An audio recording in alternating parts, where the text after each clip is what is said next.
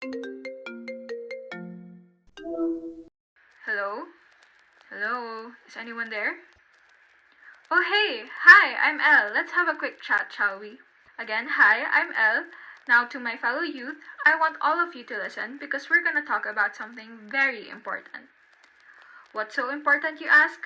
Well, it's freedom. Our freedom, to be exact. What is freedom? Do I have freedom? Does everyone around me have freedom?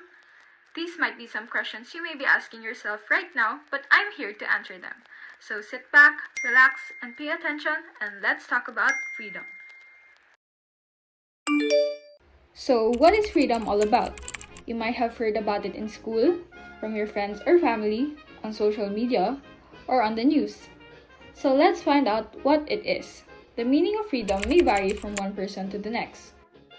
سيم alias The Buddhist service. Gülün anlamı daha çok. свобода это отсутствие. الرأس هي The power to create your So let us first take a look at the dictionary's definition. According to the Merriam-Webster dictionary, freedom is defined as a quality or state of being free. That's still a bit broad, isn't it? So let's dig deeper. Usually, the understanding of freedom is basically the ability to do whatever you want just because you can. But freedom is a bit more complicated than that. God gave us life, therefore our dignity and freedom also originates from God. And only God has the authority to take that away from us. I learned in one of my classes that our freedom is anchored on our dignity. Freedom is our ability to be faithful to our dignity. Ideally, when we talk about freedom, the good must always take precedence. Whenever we exercise our freedom, we should remember that we are always responsible for all of our actions, whether we do it consciously or unconsciously. So why is it necessary to understand freedom? Why are we talking about it right now? It is necessary to understand freedom because we get to become more like God if we know how to exercise it the right way. When I mean the right way, I mean it is when we use the freedom we are given to always choose the good. True freedom only comes about as we mature as humans. We should always be reminded that the more we become like God, the more we become human. And the more we become humans, the more we become like God.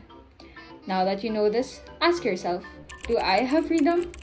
Now the question is, does every human being on this planet have freedom? Well, regardless of the progress in society, there are people in different parts of the world who live without that freedom, because it is simply taken away from them. Many people live their lives full of fear and insecurity. Those who oppress others and those who are being oppressed both exist in this world we live in. Huwag nyo na lang po akong patayin kung gusto nyo. Ikulong nyo na lang po ako. Kasi kawawa yung mga anak ko. Mother and son, Sonia and Frank Anthony, both killed at the hands of a police officer. Nagmakaawa bago binaril. Ganito isinalaysay ng isang testigo ang narinig niya sa 17 years old na si Kian de los Santos. Sa dinami-dami po ng tao dyan sa labas po, bakit po yung papa ko pa yung pinili? Let me state an example. Have you heard about the news regarding people who are red tagged by the government? Recently, in the Philippines, an anti-terrorism bill was passed. This bill authorizes the government to wiretap suspected terrorists, arrest them without warrants, and hold them without charge, among other provisions. So what makes a person a terrorist? Critics of the current administration can be tagged as suspected terrorists just because they exercise their rights, use their voices, and call out injustices.